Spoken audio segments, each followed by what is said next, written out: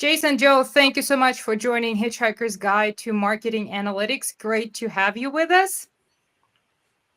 Thanks for having us. Yeah, thanks, Nadia. It's going to be fun. It's going to be fun. I would love to start with some intros. Jason, if you want to kind of get us started, tell us what company you're with, what you do, and you're belonging to the world of Vibe dashboarding. Yes. Thanks again for having me. My name's Jason Perkowski. I work for Equifax in our B2B marketing group as a marketing analytics manager. So I'm in charge of marketing performance reporting, campaign analysis, attribution, basically enabling our marketers with data-driven insights and reporting. And I'm just happy I have the less complicated last name here. Joe, sounds like it's your turn. Yeah, good segue. I'm Joe Schattschneider. Just call me Joe. It's, don't worry about the last name. I'm the director of marketing data strategy at CaliberMind. I work with CaliberMind clients to really get their data in good shape, standardized, cleaned up, and ready to go before they start using CaliberMind reporting. Well, you guys are the right people for today's topic as we talk about Vibe everything. So let me change our view so everybody could see you. And I want to start with this observation of mine that I've had. I remember first time we kind of floated the term of, Vibe dashboarding internally. We had some kind of skepticism around the Vibe piece because I feel like the world got this negative connotation because these days it's Vibe everything. I mean, Vibe coding, Vibe marketing, Vibe dashboarding by extension. And personally, I cannot speak to, or at least have the credentials to speak to Vibe coding. But when somebody says they need a Vibe marketer, where the knowledge of marketing is not required by the familiarity with LLMs is paramount, I must feel a slap on the face because all of the years of marketing degrees in college and everything else become irrelevant out of a sudden. So I'm curious, Jason, if you want to kind of give your opinion on either Vibe coding or Vibe dashboarding, like, do you see that as like this negative or negatively veiled term, or is it something that I'm just overthinking? No, I see it in a very similar way. I guess it's just this idea that you can just, tell the AI what you want and it kind of just wills the, application into existence. And, all kidding aside, it does produce some impressive results sometimes. But like you're saying, with your degrees and everything, you have to have the expertise at the end of the day. I think it gets you part of the way there. It doesn't get you to the finish line. Because if you need to be able to QA your code, right? You can't be shipping, code that has bad performance or even worse, security vulnerabilities. So, you have to have the expertise to, I guess, really spot like the landmines, right, that you could hit. Joe, what's your take? Yeah, I totally agree with that. I read a post on LinkedIn a few weeks ago. Wish I remembered who said it. I'd shout them out, but it's really that anybody can build $1 million app right now. And I think there's a lot of truth to that. Like, you can get some really powerful proof of concepts off the ground very quickly. But you're making me skeptical of my employment choice. Hey, I get it. But, and a big but on this one, you're not going to scale too much further than that without proper structure, without expertise, without experience and skill. So you can build something quickly, but you really need that foundation. And I'll even say, I think it's actually made the value of expertise just that much more important and that much higher. You can do things quickly, but if you're experienced, you're going to actually really get a lot more done. And, I feel like the reason I switched slides, I feel like this theme is very much like reigning, at least, my LinkedIn feed, right? I mean, outside of the pretty face that Anton's got, I mean, lovable is the name of the game, right? Like, you can build things and they have the free weekend where you could, go and experiment. But I also feel like there's this amongst those who do not understand the technicalities and the complexities, there's this what I call the claw effect. Like, I don't know if you guys remember Toy Story. I don't know if your kids got into the Toy Story phase, like the claw, the aliens, in the vending machine. I feel like some of that is very much amongst the marketers that think that they can bridge this technical gap with coding anything they need, not go into an agency anymore. I don't know if the reality of these amazing gains is something that you kind of side with, or it's more trust but verify. Jason, what's your opinion? Yeah, I mean, I think. Sorry, say the question again. You know how there's like the divide where those who are like thinking that the future is here and you can do amazing things versus those who are very cautionary, and to even help you thinking, there's this stat that was released by McKinsey, and they said with vibe coding, developers and software engineers see a 30 to 40% increase in their productivity. And the stat made the headlines like, oh, this is amazing, we should do it more, right? And then recently, the famous MIT report that everybody quotes said, no, in reality, what we are seeing in our study, it's a 19% decrease in efficiency because people have to go back and QA and rework. And it's almost like pick your poison. There are two sides of the, of the reality today, and people are divided. I'm just curious whether you kind of side on the efficiency and productivity and we should do more of it, or it's enabler, but not really to the extent that it promises to be. Yeah, so I think it's a combination, right? So it can do amazing things with just empowering you to code applications. Like from my experience, when I've used it, I mean, it's going to give me code that I probably couldn't have written myself, right? But you're going to show it to us. Yeah, exactly, in a little bit, yeah. But it's like what you said, you need to troubleshoot. Like you're going to spend a lot of time troubleshooting, so it's never going to get you completely there. It's not a panacea. It's not going to solve all problems. So I think it's really, it's an accelerant, right? It's like what Joe was saying. It's, it prizes expertise like even more. If you have that expertise, going to make you like that much better. If you have no expertise in the area, it's not going to do anything for you, right? It's going to lead you down some broken paths, probably. Yeah, I think it's so interesting how, like, binary and black and white, the conversation around AI is. You're either on the side, and it's all over LinkedIn, it's all over, major publications. It's either going to completely change the world for better or for worse, but it is highly, highly impactful, or it's useless and, it's wasting water. It's not a good thing, whatever. In reality, if you're not with it, you're against it. Right. But in reality, the truth is probably somewhere in the middle. And there is a lot of value to be gained if you use it correctly. But it's also, at least as of right now, it's not going to completely change your life. It's just hopefully going to improve your skill set. And I feel like a lot of it, what people do not really talk about, do not kind of look under the hood, is the data that is the foundation of whether or not whatever it is that you're building will actually be successful. And the reason, I pulled this picture up because this story made the news of something that was vibe coded, potentially not. And by potentially, I'm saying, I don't have expertise in all the details of this case, but at least that's what the headlines are saying. It may not have been QA'd, and all of the PII that was placed in the SAP, specifically the T app, the dating app, right, inadvertently allowed the breaches and the bad actors getting into it. But I don't think that's something that we put enough emphasis on. And Joe, you being kind of in the data world, talk to us about the kind of the foundational importance of the data that you make available to AI to run whatever it is that you're trying to run with it. Yeah, I mean, AI has made clean data, structured data, documented data, all of these, skill sets and concepts that have been, all the rage for truly decades now, but nobody's really doing them. It's made it that much more important. Like if you have really, really mature data environment, if you have a strong data dictionary, if you have good schema, you're going to get a ton of value out of using AI over your data. But if your data is a mess and you don't know, where to find certain fields or objects, if it's structured poorly, it's just going to look worse. AI is going to really make that ugliness and those skeletons in your data closet, so to speak, that much worse.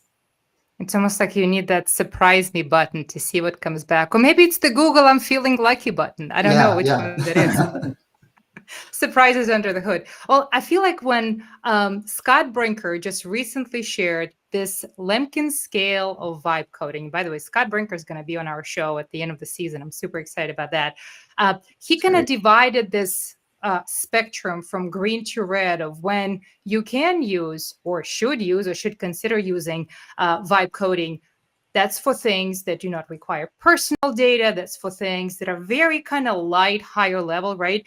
And if it's dashboarding, I feel like, the topic of today's discussion, that's something that is safeguarded enough if you're running AI on your data, where you can actually benefit from vibe dashboarding, which we will talk about a little bit, where you go into the red area, and that's like all the things that touch personal information, all the things that may reside and are sensitive in your Salesforce. And now, Jason, you follow Scott Brinker as much as I do. Kind of, what's your take on this division of responsibilities or division of liability, maybe using AI?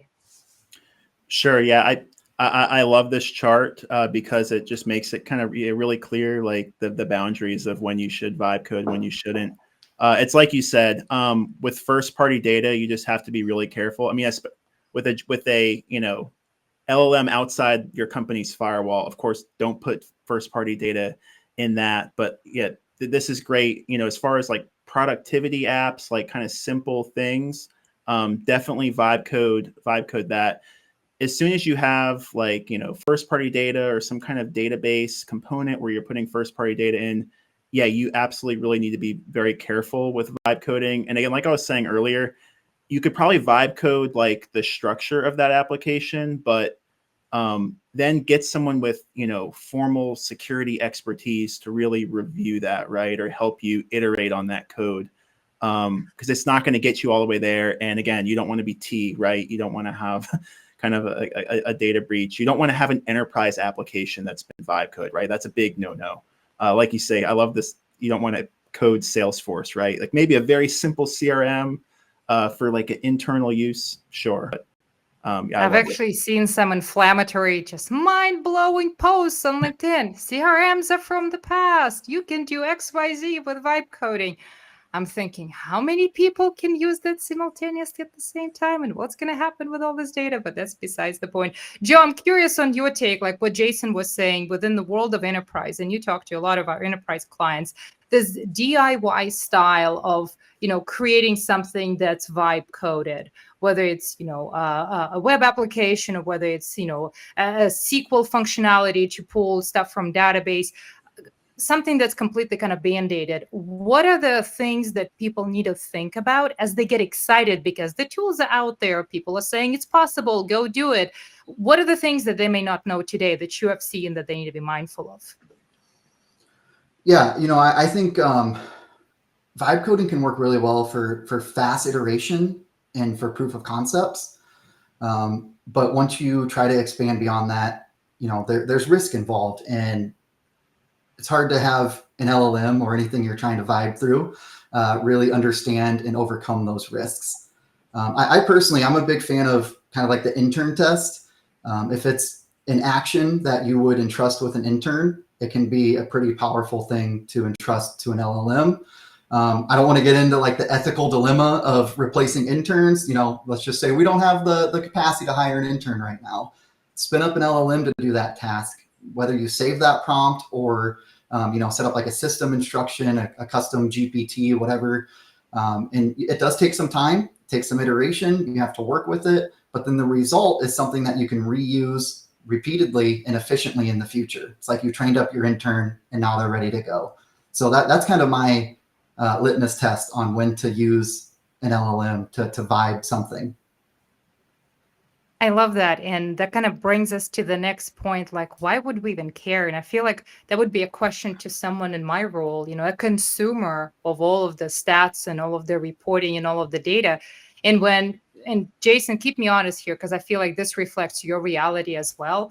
Like, when it comes to all of the engagement platforms, the world of MarTech is forever growing. And there's always like this new thing that we could use, this new tool that is the tool for the tool of the tool by the tool, right? And it just keeps on going.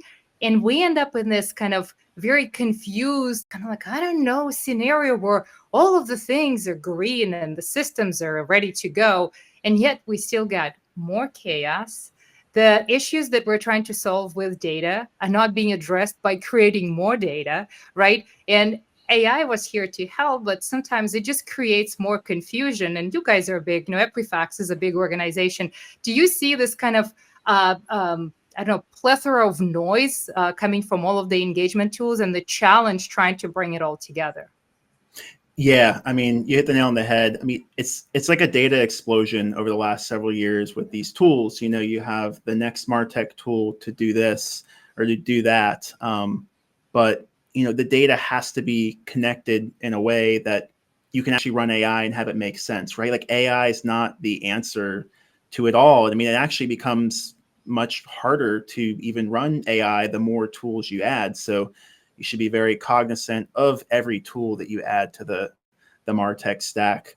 Because, there's a lot of hype about AI and like what it is and it can solve everything. But I mean, at the end of the day, I mean, yes, it's complicated. It's a complicated language model, but like we've been saying here so far, you've got to have like solid data for it to run on. And that's really it, right? Just get your data in a solid format, simplify that data model down. That's really the key, right? Like not adding more. Adding more is just going to make it kind of worse.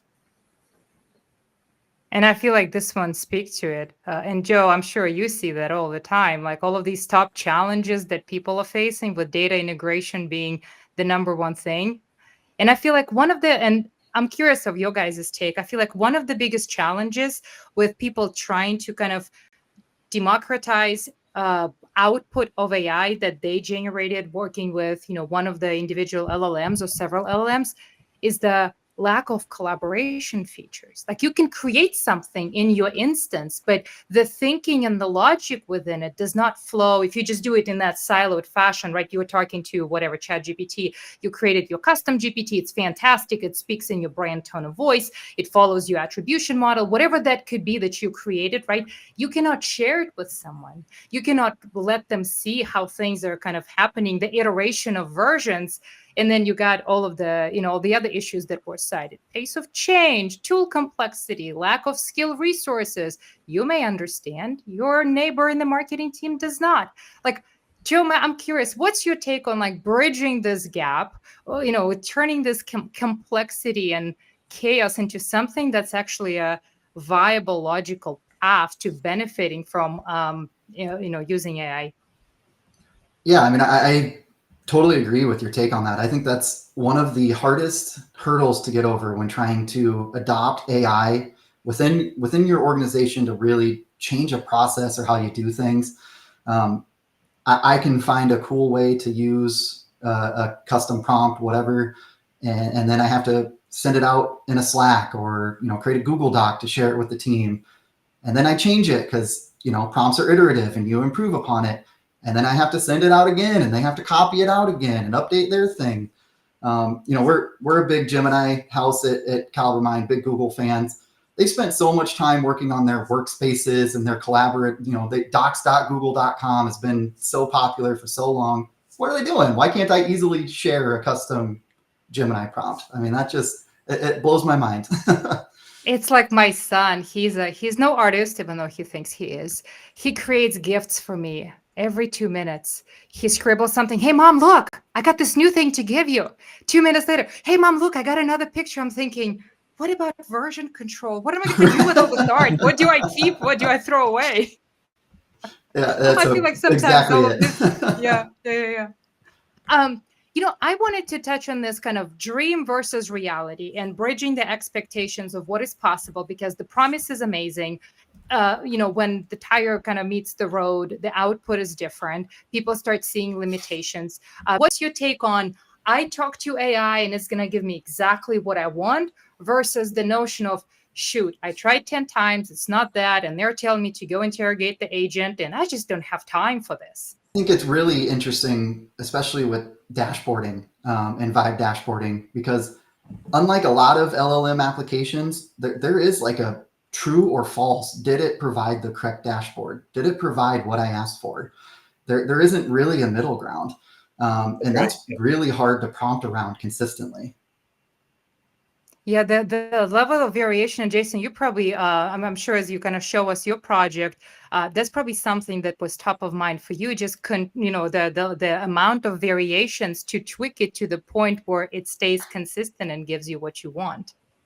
Yeah, 100%. With Vibe dashboarding, you really can't just, it's you're developing an application that's designed to produce those dashboard results, right? And that's about creating like a very good structured system prompt that knows exactly the kind of input it's going to receive, what its job is to do. And once you provide that, then you can do great things. And it's like what you said, Joe. There's a right and wrong answer. It's not going to produce like a bad result generally if you've fine-tuned it correctly. Because in the case of Vibe dashboarding here, it's really just issuing a SQL query to your database and bringing it back. But it's using it's taking your input there and reading it and then creating that query on the fly for you. And I think Nadia, back to your version control comment. So critical with Vibe dashboarding. You want to improve your prompt. You want to introduce new features. You want to support new things, but you need to make sure any change you make doesn't completely wreck what was working yesterday. And that's pretty hard to do. We've created like testing harnesses that we can make it, we test and okay, it passes these 12, 15, 20 checks that we have in place. Now I made an update. Does it still pass those 20 checks? Now does it pass these 2 new checks that I would expect it to be able to do because I made this update? You have to be really diligent around that process, because if you lose track and it turns out you broke something 2 weeks ago and 20 iterations ago, really hard to pull that back together. Wow, I didn't realize there was that much stress testing going on. Wow. And it's all because it is a binary true or false, right? There is a right and wrong answer. It just completely changes the right the answer or it didn't. Yeah. The one thing, Jason, that you kind of gave me this clue towards the next bullet point in this discussion, like what's under the hood with a scary name of SQL is sometimes something that does not even sit within marketing teams. Sometimes it's, the BI team. Sometimes it's marketing analytics team if there's a different team within the marketing department. And the user on the front lines is the operations person, right? If they sit within the immediate marketing team, they may not even know like all the data foundation and clarity and what Joe was talking about, this ability to run multiple scenarios, multiple tests against a structured set for AI to pull different variables and still come to the same result as what, the different version of the same question essentially asked for. And, as I was kind of preparing for this topic, I came across this term, which I really liked, like this librarian test, right? Do you know within the world of your data, when it's organized, where this specific metric lives, how to get to it? And if you ask a question that insinuates that this metric or this data point should be pulled and used within the formula or a view on the dashboard, every time it will pull from the same dresser drawer, using this analogy and not from somewhere else. And Joe, I would love for kind of your take, as you are the SME on this topic, like, within the world of marketing data warehouses that are underneath every single dashboard, whether it's your Snowflake application, whether it's something else that you're writing, maybe it's a third-party tool that has the marketing data warehouse within it.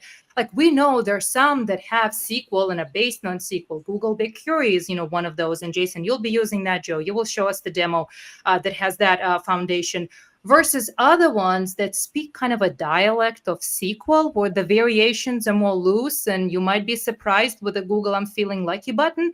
That's the kind of the ClickHouse database foundation. Tell us what we need to know as we look at, what's under the hood so that we could interpret the output correctly. Yeah, I think the biggest thing to remember with large language models is that they are trained on historical data, stuff that's out on the internet, stuff that's out in documentation. And, fortunately, and even within your database, right? Yeah. Yep, even within your database. Mm-hmm. And what that means is, the stuff that's entrenched and popular and most common, it's probably going to perform the best with that. And so something like BigQuery, it's a structured database. It follows the same, Postgres type structure that's been around for probably, longer than I've been alive anyway. And that means that these language models are trained on how to work with that data. When you introduce something different, dialects that are a little bit different, you can ground your model, you can work around it, you can make it work, but that's more work required for probably a worse output. So, I'm a big fan of new things and startups for sure, but just the reality of these large language models is what's entrenched and what's popular, they're going to work a little bit better with.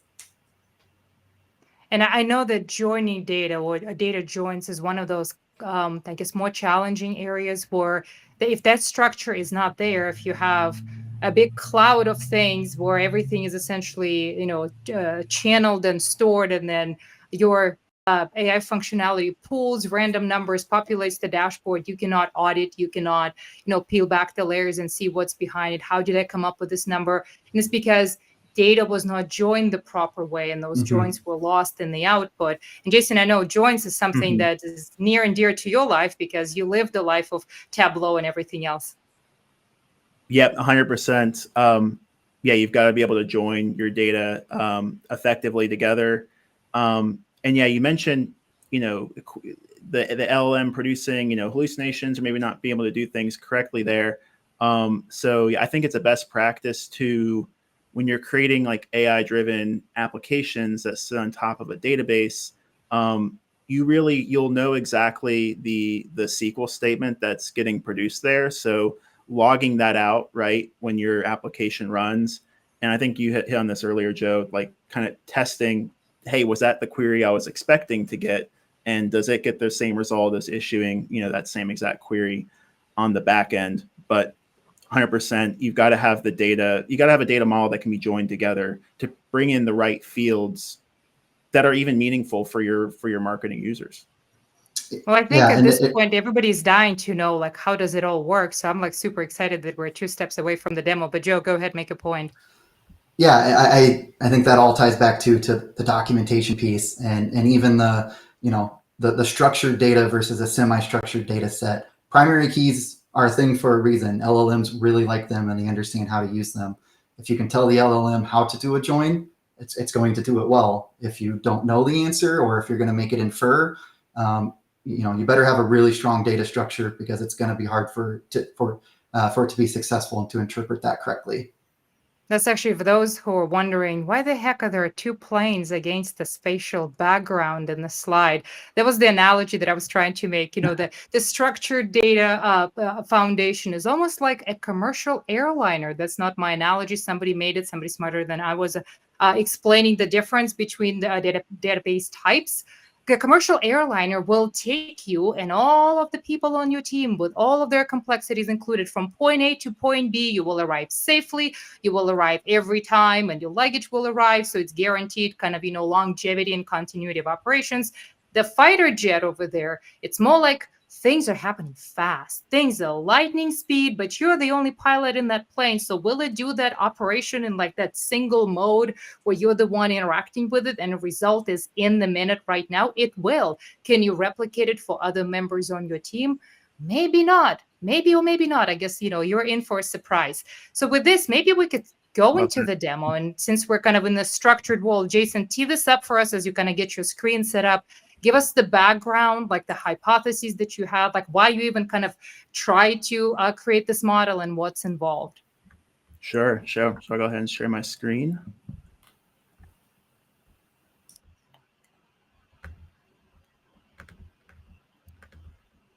This is the most exciting part. Live demos always get me excited. Oh yeah, live demo. Let's see. So yeah. Anyway, what I'm going to go into here, right? So us, working in the marketing analytics and ops space, right? We've been there before, right? We create a great dashboard for our users, but then a user wants a modification, and then another, and pretty soon you're spending more time, maintaining that dashboard instead of using it for insights and analysis. So that was one of the problems I wanted to solve with this tool. Like, how can I save analysts and the users time, right?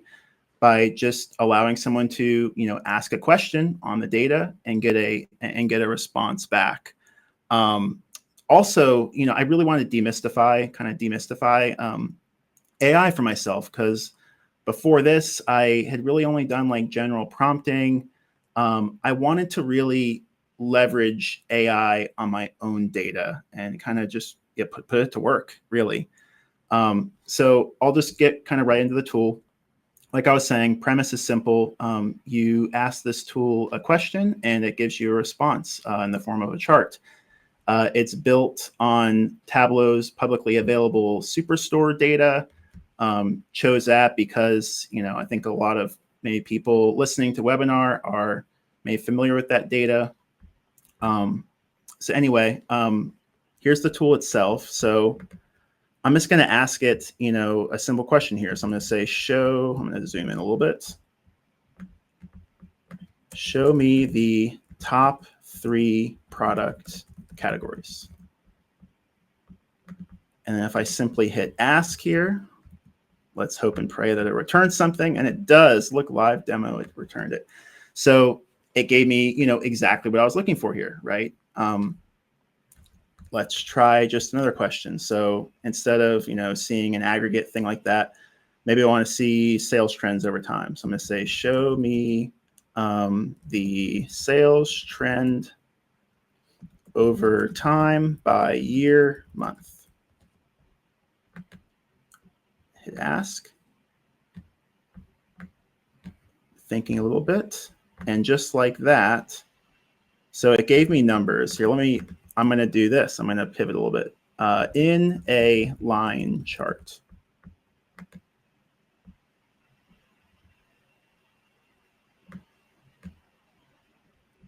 Give it a second to think.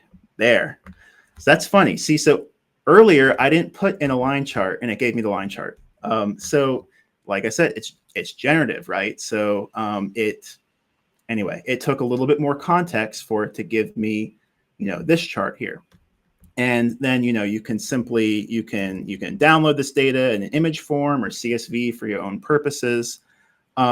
Briefly, under the kind of what's happening under the hood, I think we've talked about it already. 3 really components of this application. You have the system prompt, you have the user prompt, and you have the model and application, right? So the system prompt simply grounds the AI, tells it like what it's allowed to do and what it can't do. You also provide like the data in the file, like the fields it has access to and information about those fields. The user prompt is just simply, what the user asks. And then the model and application kind of puts those 2 things together and takes that user query, issues it against the database in the form of SQL, returns it, and puts the plot that the user, intended to show.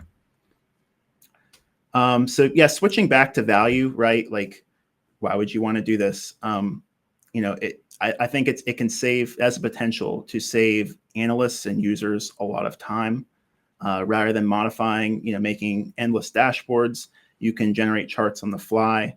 It also democratizes your, access to your users. But this is a big but, just generating the charts is oftentimes not enough, right? Interpretation is key, and that goes to user training and, stakeholder engagement. And that's not something AI can replace, or at least has replaced yet. So with that, I'll send it over to you, Nadia. All right. Joe, I feel like we kind of saw the conceptual version of what AI dashboarding could be. And Jason, thank you for calling out all of those nuances where certain things cannot be replaced, and interpreting what you see is still so important. 5 people look at the same graph, there's going to be 5 different answers. Generally, up and to the right is good until your bottom axis is cost. Then it's bad, right? Like those nuances, sometimes you have to call them out. Joe, I would love to see, and probably the audience too, since we got to the exciting part of this presentation, I would love to see kind of the productized version of where you can use the concept that Jason described that he used with, free tools in a way that enterprises and teams with multiple users actually draw value. So kind of take us through the CaliberMind's version of Vibe dashboarding. Technically, basically the exact same thing. It's a foundational system instruction. It's a prompt that's passed into it, and then it's all grounded with some like schema-based information and some access to the data. This is just a productionized version of that within an application. And so what I'm showing nice here, version at that. hey, I appreciate hearing that. No, it's this is an example of what would be like a CMO dashboard within CaliberMind. You can see it has some kind of key data points across the top here that a CMO would likely be interested in. Things like what's the total spend, what's the pipeline, how many ops, that sort of thing. We have a nice little bar chart in the middle that's showing your pipeline created by month and then the current status of that pipeline. And then across the bottom, we have a breakdown by opportunity type. What's interesting within this BI environment of CaliberMind, we have the ability to pivot across a bunch of different groupings. So we can take a look at it by department or industry instead. We also have a full filter side of things here. So you can filter by just a crazy number of different fields.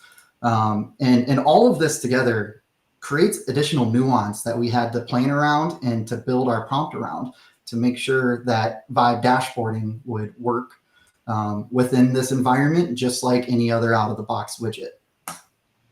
And so what I'm going to do here is actually use our widget creator to introduce a new widget to this dashboard. A potential widget that I think a CMO would be interested in would be something like, show me the month-over-month average opportunity amount. Are we bringing in larger opportunities, or is our actual opportunity size going down? And so to do that, I'm going to actually kind of switch over into our backend side of things here, our widget library, and create a new widget. And this is going to load up our kind of Ask Cal interactive prompt here. So I'll give that just a quick second while, oh, there we go. And so I'm just going to ask, show me the month-over-month average op amount.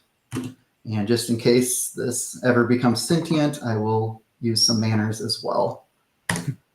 And so what this is doing is it's running my input right here, this request, up against our backend system instructions. And it's kind of working together to now generate SQL. And so we actually hide the SQL here. So, little conversational topic. It's recommending that this is visualized as a line chart. I can show the SQL here and it can pull up the SQL. You can see there's some nuance to this. There's some filter component. There's just a little bit of uniqueness that's specific to our environment. And then I'm going to go ahead and hit preview, and this is hopefully going to show data. It does. So, as Jason was saying, the live demos, you're always a little bit concerned about those. But so we have that there. I'm going to now kind of fill this out. So let's change this to a line chart like it recommended.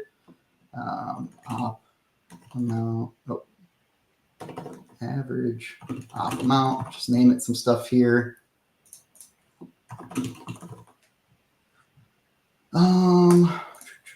Let's put in a data prefix, and now we can preview, and we have a line chart. Something happened in February or March where we were really ramping up some new deals. So kudos to the team there. This is demo data, but we can pretend. So now I'm going to create this, and this is going to be easy to just kind of add to my dashboard here. Bump this over to 2 widgets, and thankfully I named it something well, and there we go. So now, since we do have the filter applied, we don't see that great spike, but some movement here month over month on our average op amount over time. So just a quick way to kind of enrich a dashboard. I think it's also really helpful to think through when this becomes super valuable.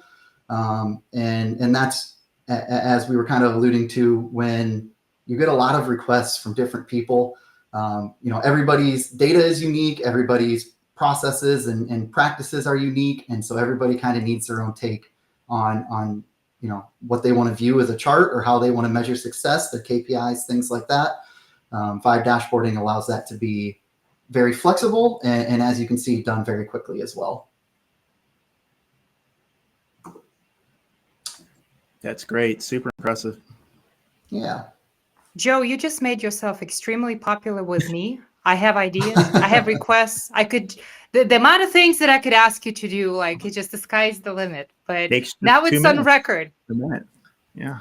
Yeah. So let me take it one step further here, Nadia, while we have a minute potentially. Got my screens all, there we go. So what we can now do, and this was alluded to earlier as well, is, actually it's in the demo environment, so I can't, forgot about that. Well, we do have the ability in our production environment to funnel this into kind of like a prompt that is going to allow you to summarize the entire dashboard. And I think that's where it gets really, really interesting. Because as we were saying, it's great to have these things, but it's great to interpret as well. So the report gives you the ability to see that detail, to drill in and to prove that the data is correct or that the results are what you expect. But then the ability to interact with that data really gives you a whole nother layer of just value and interpretation. So you're essentially talking about being able to ask AI to summarize the story within the dashboard, so that what I was talking about earlier, where 5 people walk away with 5 versions of truth and disseminate the knowledge amongst their teams, and then more people have 5 times whatever versions of truth, it will not happen here. Everybody will have the output that tells the story within the context that's meant, right? Exactly. Yep. Just helps kind of with a translation layer, keeps things consistent. And also, I mean, it's good to have all of this data here to be able to drill in when you need it. Sometimes it's good to just have 4 bullet points. It matters how much time you have. I think that's such a valid point. It's not only just what you can add, but also what you can not show if you don't want it. I feel like one of my challenges with all the dashboards, standard dashboards, right? You're forced to use what's already there. And sometimes people cannot unsee what they saw, and not everybody needs to see everything. And that is such a challenge. And also, you talked about kind of this data literacy component, and we'll move along on the deck, kind of the riffing on the future of what this could offer. Like, how does it change the role of marketing analyst if that was your key to the kingdom and you were the only one who could do that? I mean, some might have been, very proud of it and wanted to hold on to it. Now the democratization of ability to do that amongst those who are willing to try and have the knowledge is there, right? Jason, what's your take on like the role of analysts and marketing operations people who used to do that all day? And I'm sure a lot of them are excited now they don't have to, but what's their role today? Yeah, I mean, I think, the work doesn't go away. I think it just transforms, right? At the end of the day, you still need, as you can see, to do what to do a lot of things with AI, you need that SQL level access to put together the data sets for the AI to run on. And of course, this solution does a lot of that for you, but I mean, you still need to be able to connect up all that data. You still need like analysts who understand that data model, the business knowledge of what people need.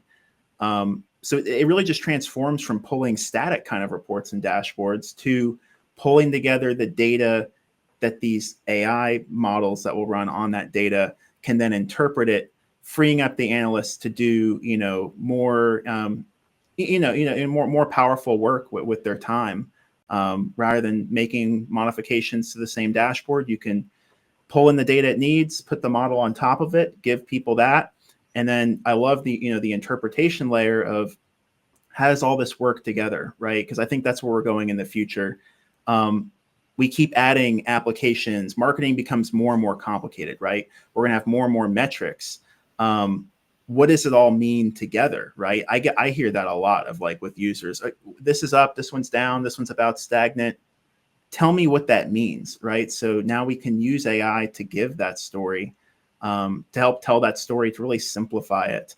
And of course, it's never a panacea for everything, right? But it has the potential to greatly summarize what we should do next. So that's where I think it's going. The work is just really transforming from more static to, this AI world. And maybe in the future, we'll have agents that are running that's then pushing this data out at the right time. We'll have to wait and see on what that looks like. I think this endless degree of modification is so true. Like, being on the side of the report creator, usually it's Friday night, 4:00. Hey, can you pull this report real quick? Because I got a board meeting in 2 days.